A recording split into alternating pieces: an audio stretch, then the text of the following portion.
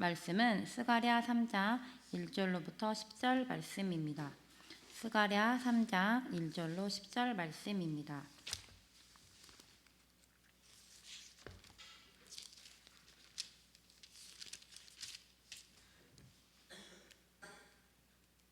다 찾으신 줄 알고 교독하도록 하겠습니다.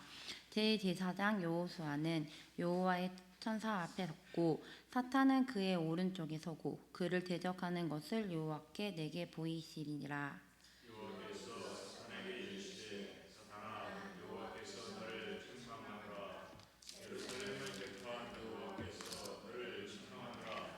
이는 불에서 꺼낸 그슬린 나무 아니냐 하실 때에 여호수아가 더러운 옷을 입고 천사 앞에 서 있는지라.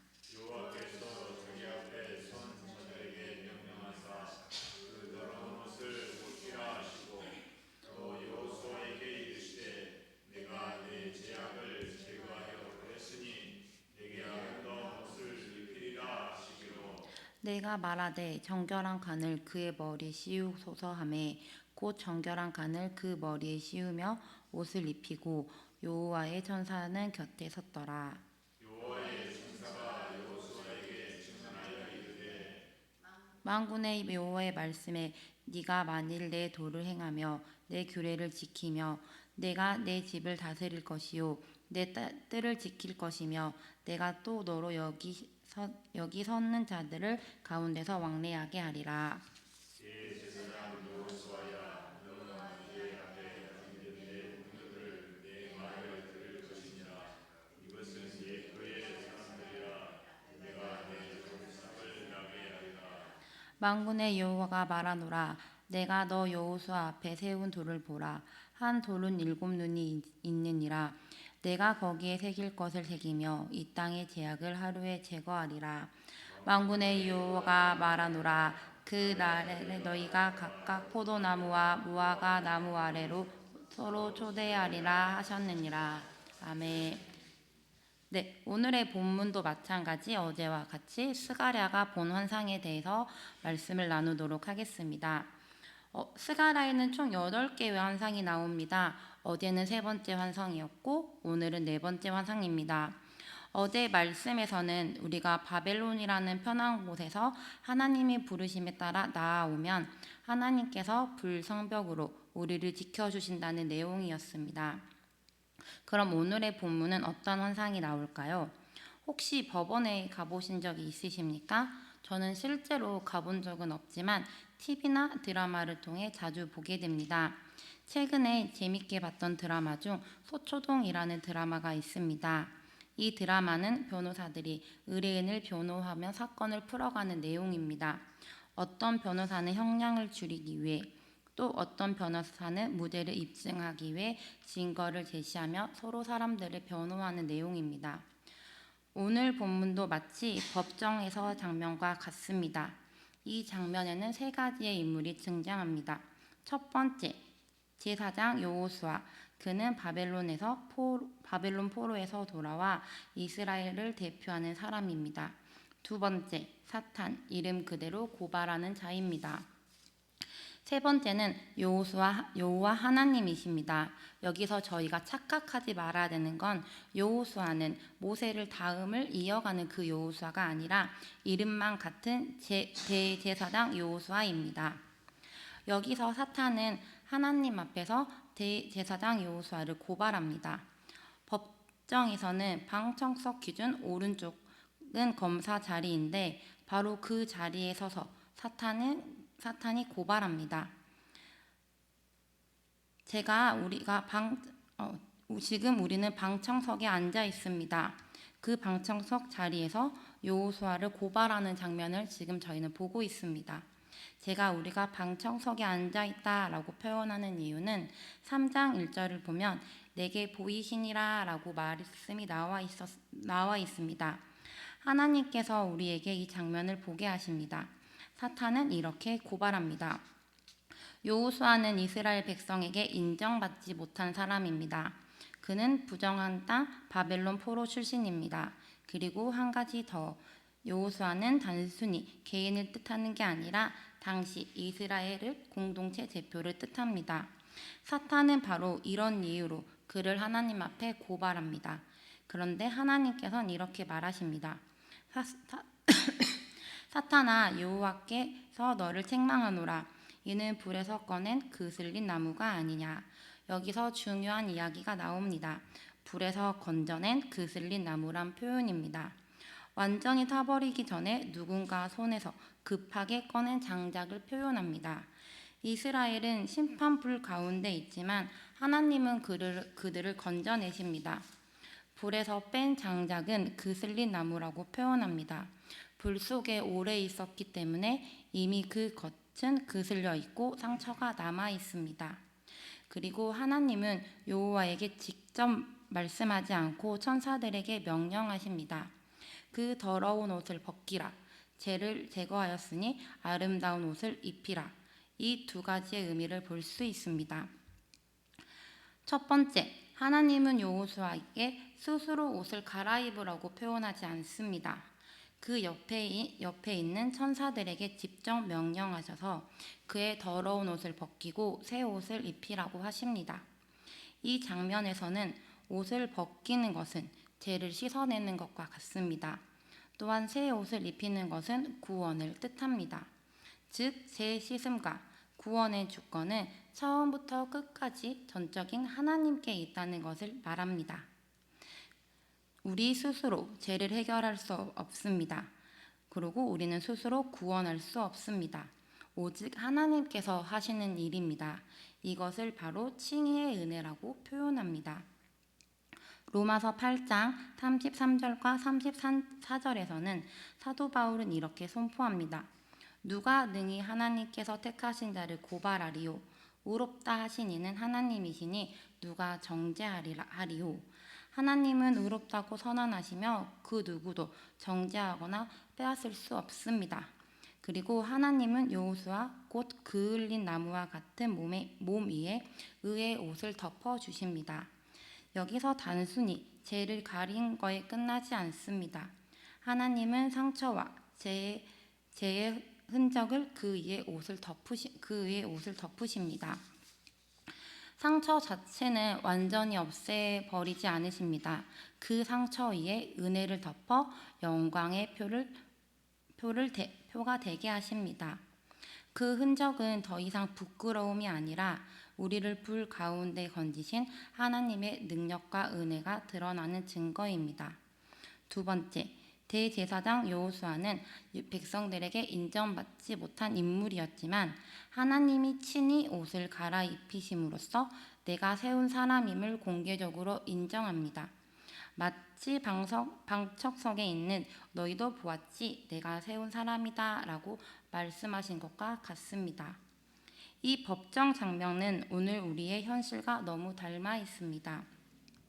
우리도 하나님 앞에 섰을 때 깨끗한 옷을 입었다고 당당하게 말하기가 어렵습니다.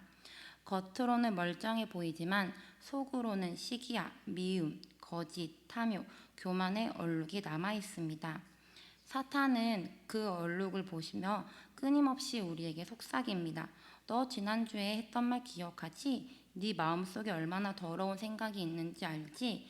그 소리를 들으며 우리는 마음이 움츠러들고 나는 자격이 없나? 라는 생각에 스며듭니다. 그럼 어떻게 합니까? 우리는 어떻게든 깨끗해지기 위해서 발버둥을 칩니다. 어떤 사람은 종교의 생활과 규칙에 매달려 완벽주의에 빠지기도 하고 어떤 사람은 아예 체념하고 죄와 타협하고 살아가기도 합니다. 하지만 스스로 옷을 갈아입는 건 불가능합니다. 마치 셔츠에 잉크가 묻었을 때 물로 문지르며 더 번지는 것과 같습니다. 이 문제는 교회 공동체 안에서도 나타납니다. 때론 우리는 스스로 의롭다고 생각하며 다른 이를 쉽게 정죄합니다. 다른 사람의 실수와 부족함을 보며 사탄처럼 마음속으로 재판을 엽니다. 우리는 부족하다는 이유로 하나님이 또 맡기신 사명을 내려놓기도 합니다. 하지만 하나님은 여호수아를 향해 내가 세운 사람이다 라고 인정하십니다. 성경에서도 하나님은 종종 이렇게 당신이 세우신 사람을 세워가며 인정한 모습들이 있습니다. 다윗이 그랬습니다. 형제들에게 무시당했지만 골리앗을 무너뜨리게 하심으로써 그를 세워가셨습니다. 사도 바울도 초대교회가 믿지 않았습니다. 하지만 하나님은 그를 부르시고 복음을 전한 자로 세우십니다. 그러니 우리도 질문해야 합니다. 혹시 나는 하나님이 세우신 사람을 부정하거나 사탄처럼 정죄하는 자리에 있지 않는가 고민하는 시간이 되시길 바랍니다. 자, 이제 하나님께서 이 상황 속에서 어떤 일을 하시는지 보도록 하겠습니다. 하나님은 여호수아에게 단순히 괜찮다라고만 하지 않습니다. 제 문제를 해결하시고 그 이상의 일을 하십니다. 5절을 살펴보도록 하겠습니다. 정결한 간을 그 머리 위에 씌우며 옷을 입히고 여호와의 천사는 곁에 섰더라. 하나님은 여호와에게 더러운 옷만 벗겨지신 게 아닙니다. 그 머리에 정결한 간을 씌우십니다. 이 간은 출애굽기 28장 36절에 나오는 제사장들의 터봇인데 거기에는 여호와께 성결이라고 적혀 있는 금패가 달려 있습니다. 다시 말해 하나님은 그의 죄만 건져내시는 것이 아니라 이스라엘을 이끄는 자로 제사장의 직분으로 회복시켜 주신다는 것입니다. 이스라엘은 바벨론 포로라는 아픈 과거가 있지만 하나님은 그들을 제사장의 나라로 다시 세우십니다. 그들의 상처는 부끄러운 과거가 아닌 우리를 건져내신 하나님의 능력의 증거로 바꾸십니다. 우리도 마찬가지입니다. 하나님은 우리를 구원하신 뒤로 우리를 그냥 가만히 두시는 분이 아니십니다. 다시 우리를 일으켜 세우시고 다시 하나님의 나라로 쓰임받는 사람으로 만드십니다. 6절에서 7절 말씀을 보면 하나님은 우리에게 순종한 삶을 요구하십니다. 하나님은 내가 맞을 내 도를 행하며 내 규례를 지키면이라고 말하십니다. 이 말은 구원은 은혜로 받았지만 그 은혜에 합당하게 살아가야 한다는 뜻입니다. 직분과 사역은 자동으로 유지되는 게 아니라 순종과 거룩한 삶을 통해 지켜집니다. 여기서 우리가 꼭 알아야 할 게 있습니다. 칭의와 성화의 관계입니다. 칭의는 하나님이 너를 의롭다라고 선언하는 순간 구원의 출발입니다. 성화는 그 이후 실제로 의롭게 변화가 되어 가는 과정, 곧 구원의 여정을 말합니다. 그러니까 우리는 이미 의롭다 하심을 받았지만 그 의로움을 삶을 드러내야 합니다. 나는 은혜를 받았던 자다. 그러니 은혜를 받은 자답게 살자.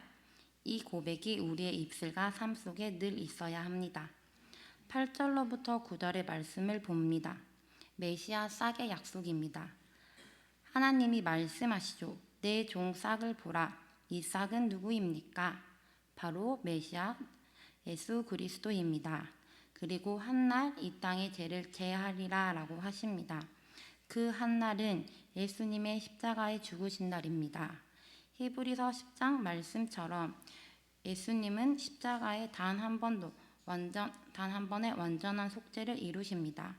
우리의 죄를 덮으신 게 아니라 아예 없애버리시는 분이십니다.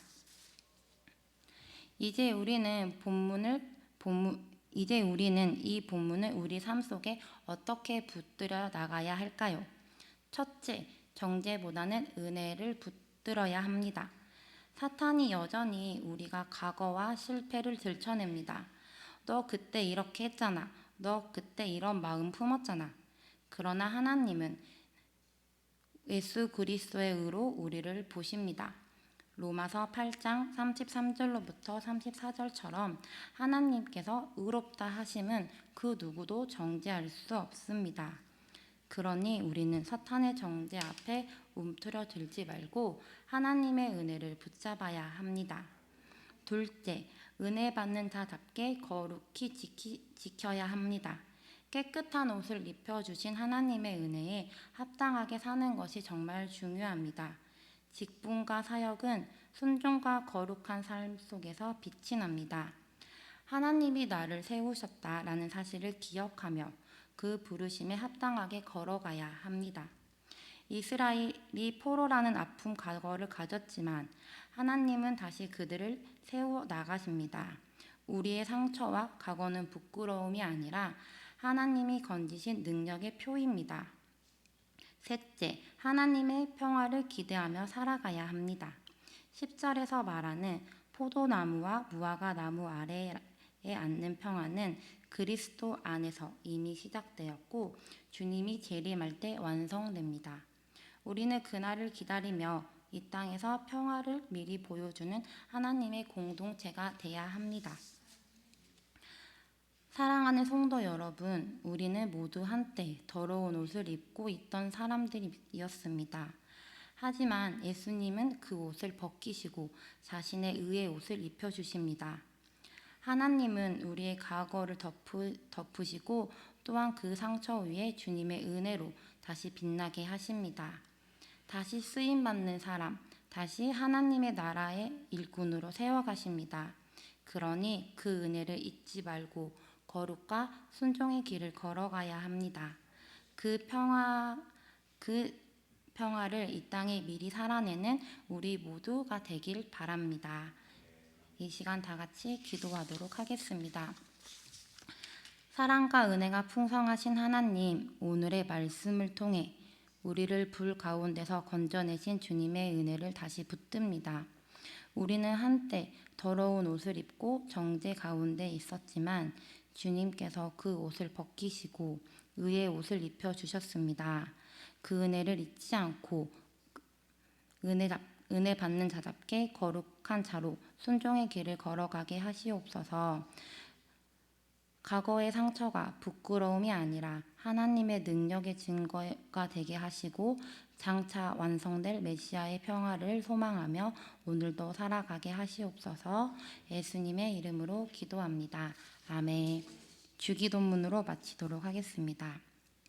하늘에 계신 우리 아버지, 아버지의 이름을 거룩하게 하시며 아버지의 나라가 오게 하시며 아버지의 뜻이 하늘에서 같이 땅에서도 이루어지게 하소서. 오늘 우리에게 일용 양식을 주시고 우리가 우리에게 잘못한 사람을 용서하여 준 것 같이 우리 죄를 용서하여 주시고 우리를 시험에 빠지지 않게 하시고 악에서 구하옵소서. 영광이 영원히 아버지의 것입니다. 아멘.